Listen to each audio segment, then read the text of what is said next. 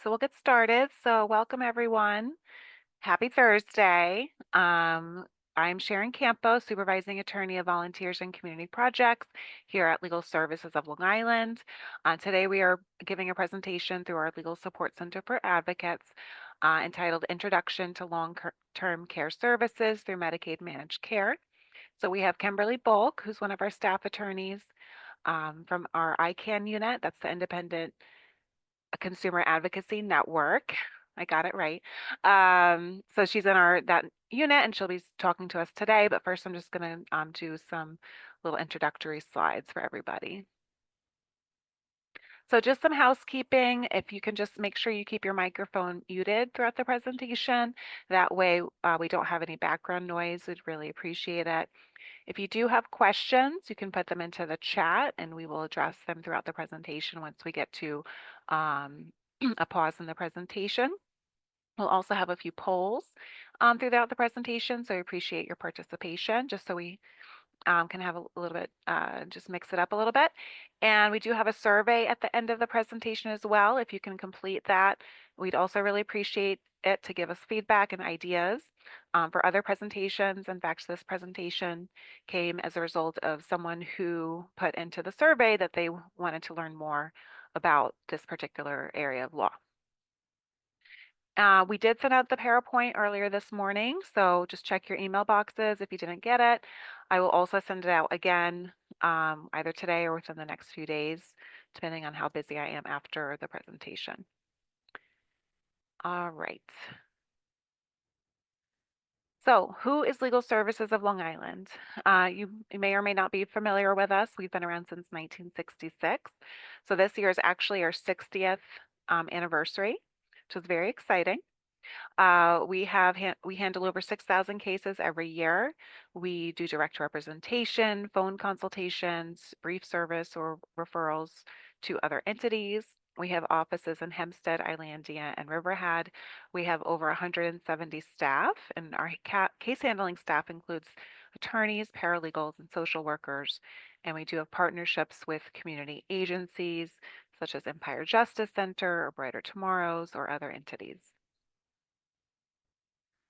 These are our 3 office locations. You can call any clients can call those phone numbers to be screened for services. It doesn't necessarily matter which office they call, but we prefer that they call the office in the county in which they reside. If they're live in Suffolk, they would call Islandia. If they're west of 112, if they're east of 112, they would call Riverhead. But it doesn't really matter. They'll get to the right place. We do also accept walk-ins as well. We have 20 different units that are divided up into whether it could be the area of law that we practice. We only practice civil law. We do not practice criminal law. So it could be a family law related or domestic violence family court project is in both counties now. That's a fairly new change over the past year. Our child support defense project in Suffolk. We have disability health related projects, HIV unit, mental health, ICANN like we're talking about today, education and disability rights, disability advocacy project. We also have housing units, which is probably our biggest unit. We have eviction prevention and our foreclosure defense project, and then other different areas. It could be consumer debt, which I supervise in Suffolk, could be veterans' rights. It could be in units that are specific to a population like the veterans or our senior citizen project in Nassau County. All of the descriptions of each unit is on our website. So if you go under programs on our website, you can take a look to see what all of the units do. Our Legal Support Center for Advocates is here for folks who are perhaps work for a nonprofit organization or are volunteering at a church or work for a government agency or an elected official's office. Our Legal Support Center for Advocates assists advocates if they have a question about whether or not whatever legal issue their client is facing, it's something we can handle. So I'd like to introduce Kathy Lucidi. Kathy, you want to say hi? She's going to unmute herself so she can say hi. And Hannah Fitzpatrick as well. If you want to say hi, Hannah. Hello. So Kathy and Hannah, and myself, but mostly Kathy and Hannah, talk to all of the advocates who call. So feel free to call if you haven't, if your client's facing an issue, could also be an attorney, or if their client is facing an issue and they think that maybe we can help out. We also host community trainings like we are right now. In fact, this morning, Kathy and I were giving a presentation on all of our units to a local nonprofit as well this morning. Kathy, I don't think your microphone is plugged in. Um, but we also publish newsletters, we send out emails with advocacy tips, so lots of things that we do for our advocates. So first, we're just going to do a quick poll. Let me bring it up here. Okay, so first question is, what type of advocate are you? Now, I know that there might be people on here today who maybe have a family member who's dealing with the circumstances that we're going to go over today, so that's totally fine. So if you want to put that on there, you can do self-advocate or other, but please just let us know what type of advocate you are so we can just get an idea of who's with us today.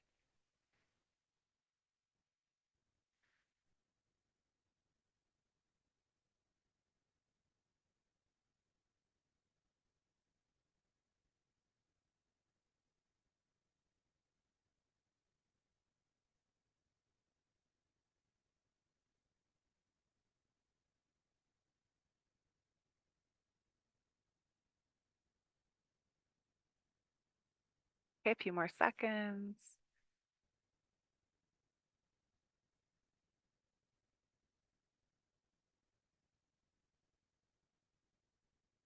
All right, so I'm going to end the poll and we'll just share the results. So today we have a bunch of social workers, nonprofit employees, a lot of attorneys, government agency, elected officials office, and then a lot of others. So thanks so much for joining us today. I really appreciate you coming to our presentation. So the next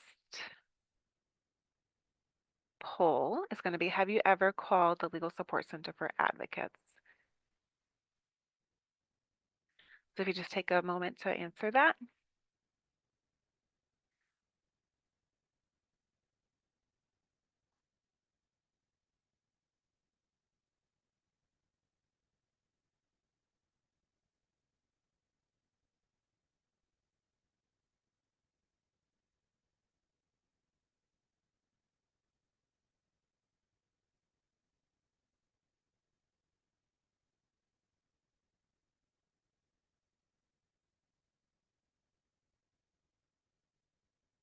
Okay, I'm going to share the results. All right, so we have a lot of folks. In fact, most of you have not heard of the Legal Support Center for Advocates. So welcome. Please give us a call if your clients are having any issues. We're happy to talk to you. And then we have a bunch of people who calls once in a while, and then we have one groupie of Kathy's. Of course, we're just teasing. All right, so thanks so much for participating. So if you visit our website, you can sign up for our legal lessons, which is our emails, which includes our advocacy tips, notifications about when our next presentations are going to be.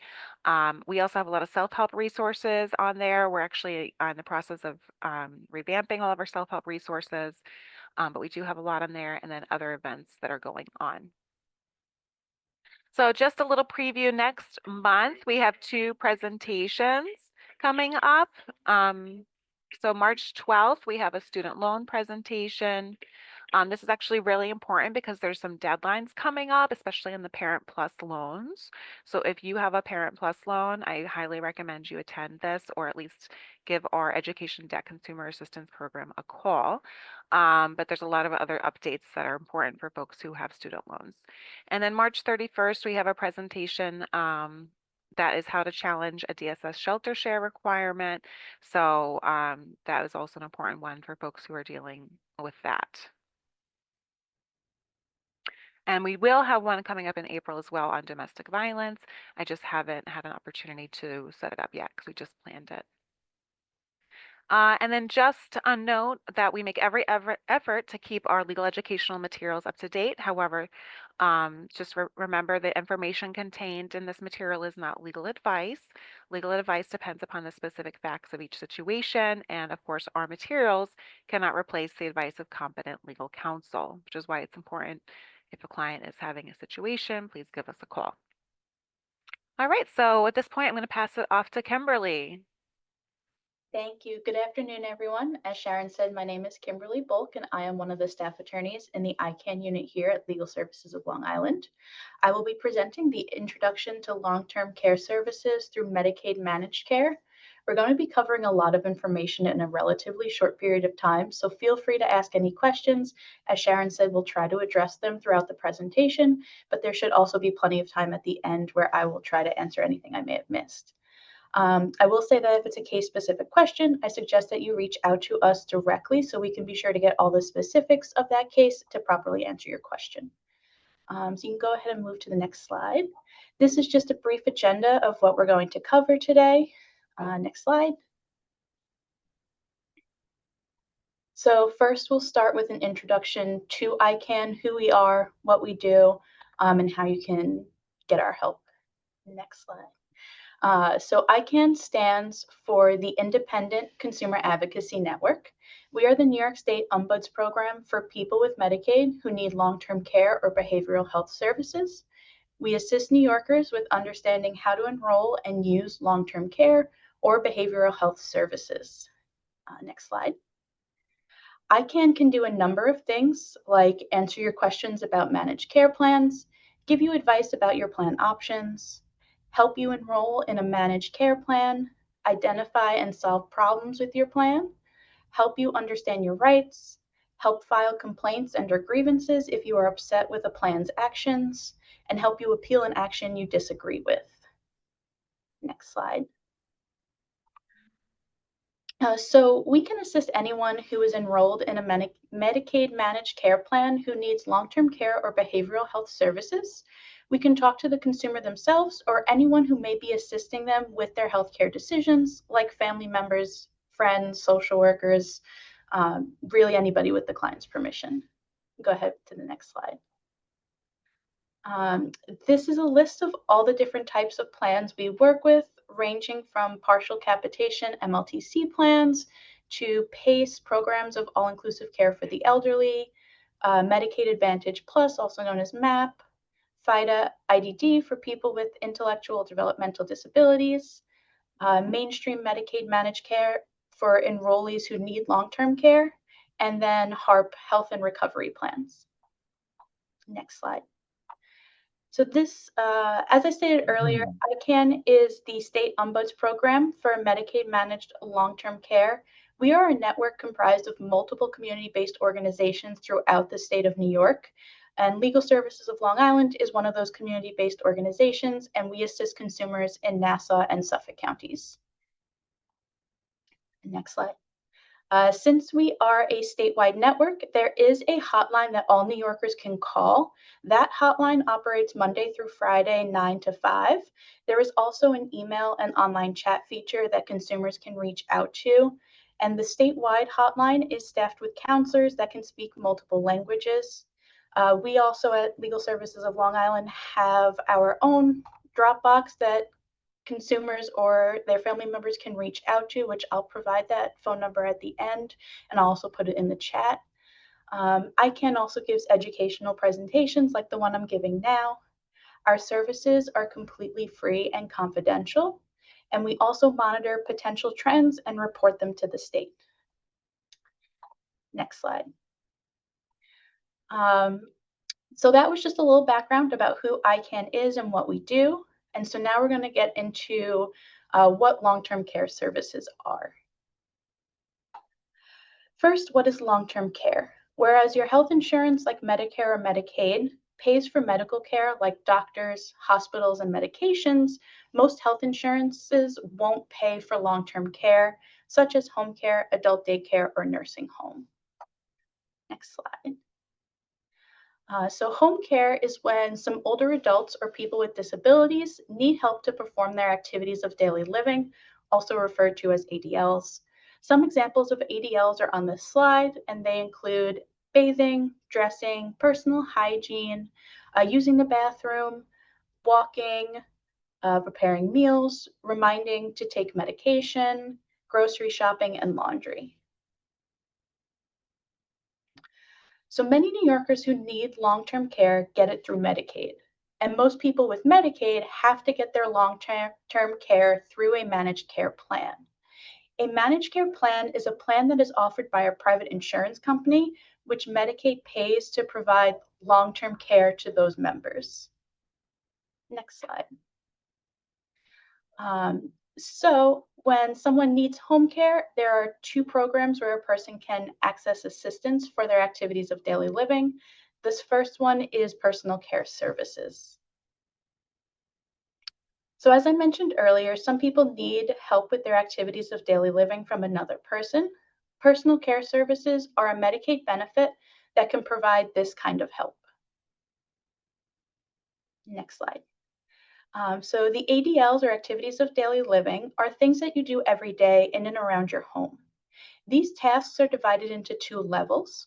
Level 1, also called instrumental ADLs or housekeeping, include tasks like laundry, shopping, light cleaning or housework, managing medications, and cooking, while the Level 2 tasks include activities like eating, walking, bathing, dressing, personal hygiene, and using the bathroom. So if you need help with your ADLs, you can get a home care worker to come to your home and help with those tasks. This is called personal care services. The worker that comes to your home is a personal care aide, also known as a PCA. A PCA is not a nurse. They receive a few weeks of training and work for a home care agency. The PCA will help you with the activities included in your plan of care, and the plan of care is a list of all the tasks that you need help with. Next slide. Some people may need assistance with tasks that a PCA may not be allowed to perform. This might include care like insulin injections, tube feeding, or other skilled medical care. An aide may bring medications in a weekly box filled by someone else or provide reminders, but they cannot place a pill in the consumer's mouth. If a consumer needs help with any of these more skilled tasks, the consumer may need other care like private duty nursing or consumer-directed personal assistance program, also known as CDPAP, which we will touch on a little bit later. Next slide. So not everyone is eligible for personal care services. To qualify, a person must meet all of the following. They must be self-directing or have someone to direct their care, have a stable medical condition, can live safely at home with the home care, and the home care services are medically necessary. Next slide. So first, the consumer must be self-directing. Self-directing means that a person is able to make choices about their ADLs, understand the impact of that choice, and assume responsibility for the result of that choice. If a person cannot do these things, then they must have someone they know directing the care for them. Next slide. Next, a person must have a stable medical condition. This means that their health is not going to suddenly change and they don't need frequent changes to the plan of care.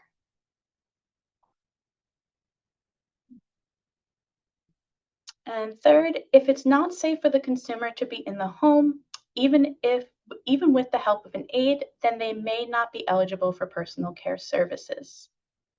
Next slide. And lastly, the home care services must be medically necessary.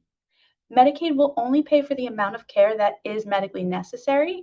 The Medicaid Managed Care plan will identify how many hours per week of home care services are medically necessary. So next slide.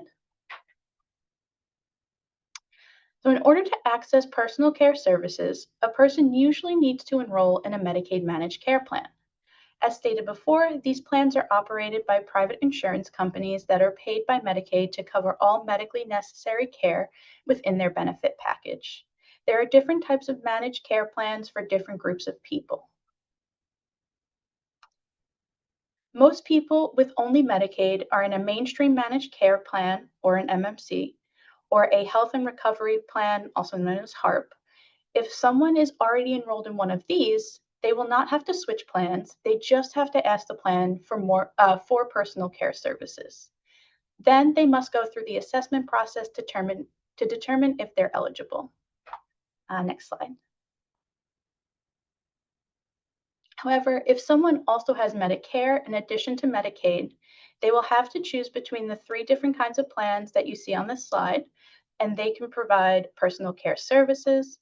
Those plans are the partially capitated Medicaid Managed Long-Term Care, also referred to as MLTC, the Medicaid Advantage Plus plan, also referred to as MAP, and then programs of all-inclusive care for the elderly, known as PACE. Next slide. So there are some people who can get personal care services without joining a managed care plan. Some of them are listed here. These are just some of the most common reasons. You can reach out to ICANN to see if any other exceptions apply to your situation.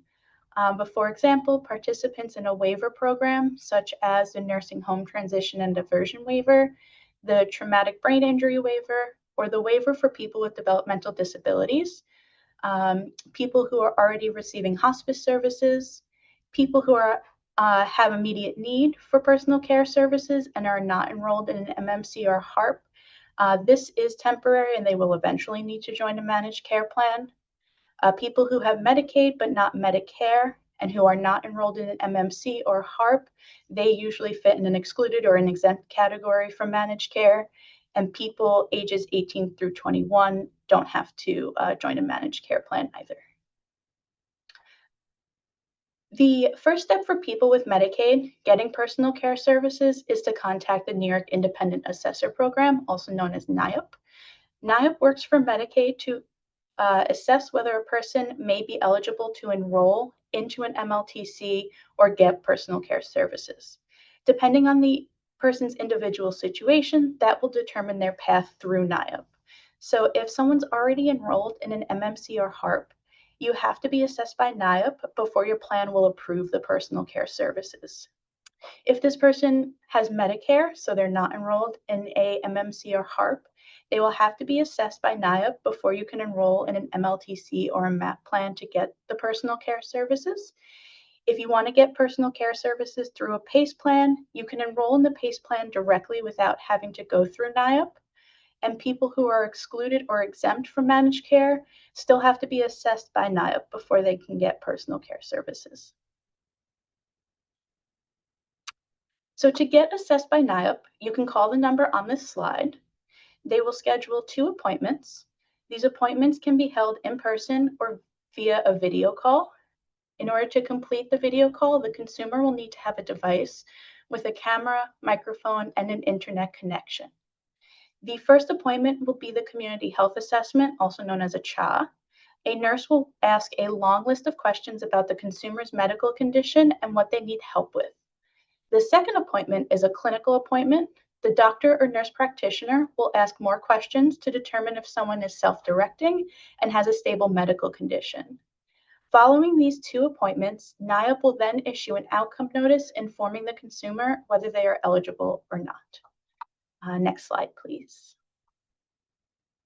So after you receive this outcome notice, the next steps will differ depending on what plan a person is already enrolled in.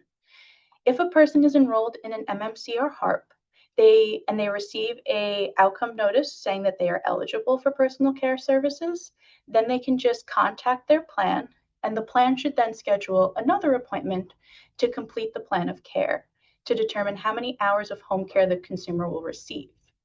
If a person is not already enrolled, then they will need to pick an MLTC, MAP, or PACE. Once you pick a plan, then the plan will also schedule another appointment to create a plan of care and determine how many hours of home care the consumer will receive. Next slide. It is possible that NIAP will determine that a consumer is not eligible to receive home care or enroll into an MLTC. It is also possible that a plan could deny the enrollment even if NIAP approves a person. In either case, the consumer would have the right to request a fair hearing. This is the consumer's opportunity to prove to a judge why NIAP is wrong. In some cases, if the plan is the one that denies the home care, the consumer will have to go through an appeal with the plan prior to requesting the fair hearing. Next slide. So as I mentioned earlier, once approved for home care and enrolled, the plan will complete the plan of care and determine how many hours of personal care services a consumer needs. The plan must consider what tasks a person needs help with, when they need the help, how frequently they need help, how long each task takes, and whether those tasks can be scheduled or are unpredictable. When you ask your plan for home care, you should be specific. Tell them how many hours per day and days per week the consumer wants and why.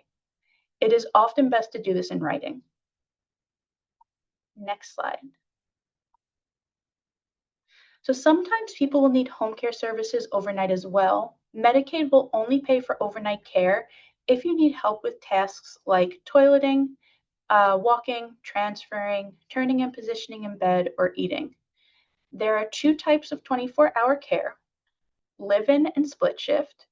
Live-in is when an aide spends 24 hours per day in the home. The aide is only on duty for 12 hours with 3 meal breaks. Overnight, the aide is expected to get 8 hours of sleep, with 5 hours being uninterrupted sleep. There must also be a separate sleeping space in the home for the aide. And the second type of 24-hour care is split shift. And this is when one aide works 12 hours during the day and another works 12 hours during the nighttime. The nighttime aide is on duty for 12 hours and is not allowed to sleep. And you can only get 24-hour split shift if the nighttime needs are so frequent that a live-in aide would be unable to get those 5 hours of uninterrupted sleep during their 8-hour sleep period. Next slide, please. So there are tasks that are not covered by personal care services. The plan only needs to provide the consumer with assistance for their activities of daily living. The plan is not required to provide the consumer with home care for safety monitoring. This means making sure a person is safe without assisting them with an activity of daily living. An aide is allowed to help someone safely perform an activity of daily living, like walking or using the bathroom. Another example of tasks that are not covered is companionship.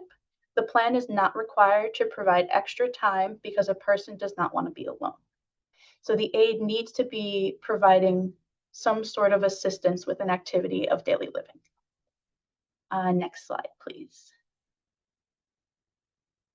So who is responsible for what? When it comes to receiving home care, it takes a team to help implement it.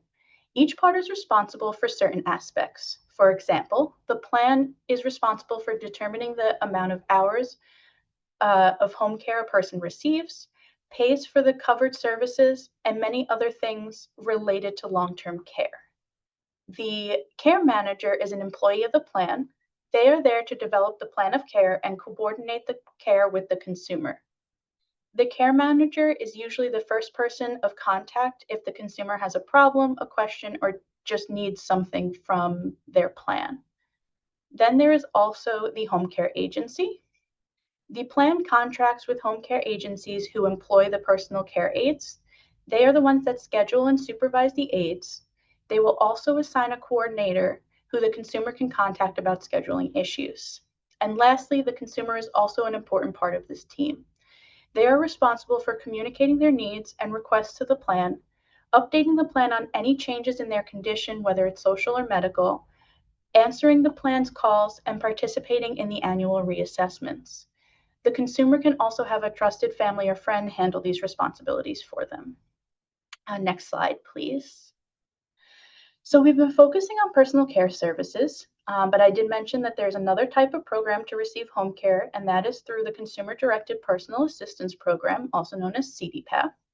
So instead of receiving your personal care aid through a home care agency, a consumer can choose a friend or family member to get paid to be an aide. Unlike personal care aides, CDPAP aides can perform special tasks like insulin injections, tube feeding, and more if the consumer is able to train them on that task. Next slide, please. So under CDPAP, you gain a lot of flexibility. However, the consumer also gains responsibilities that they would not normally have if they received care through a traditional home care agency. These responsibilities include recruiting, training, scheduling, and supervising the aides. If a consumer feels they cannot handle these responsibilities, they can choose someone they know to do the tasks for them. This is called a designated representative. Next slide, please. So, who's eligible to be a CDPAP aide? A CDPAP aide must be someone who is at least 18 years old and they must have a valid United States work authorization. The CDPAP aide can be the consumer's child as long as they're 18 or older, a family member, a friend, or someone you hire. However, a CDPAP aide cannot be a spouse, a parent if the consumer is a child under 21, or the consumer's designated representative. Just because someone may be a consumer's healthcare proxy or a power of attorney does not automatically make them the designated representative. Next slide, please. If a consumer feels that they need more hours of home care, certain equipment, or anything else related to their long-term care needs, they can request this from their care manager. The plan must send a written notice of their decision. If the plan denies or partially approves the request, they must send the consumer a notice called an initial adverse determination or a coverage determination notice. If the consumer does not agree with the plan's decision, they can appeal. Next slide, please. People often have families that are involved and supportive in their lives. However, just because family is present or may even live with the consumer does not mean that they need to help with these activities of daily living. The care a family provides must be voluntary. The plan cannot force family members to provide this care. If a family member can no longer provide this care at any time, the consumer can ask the plan for more assistance. Next slide, please. So that was a lot of information, and we really only scratched the surface. So this is how you can get help from ICANN if you need it. Next slide. This is the phone number for the statewide hotline, along with the statewide email address and the website. However, like I mentioned before, Nassau and Suffolk County residents may call the ICANN unit at Legal Services of Long Island directly. Our number is 631-822-3290, which I will also put in the chat. Either way, if someone calls the statewide hotline, they will eventually get to us. But like I said, they can also just call us directly if they're a Nassau or Suffolk County resident.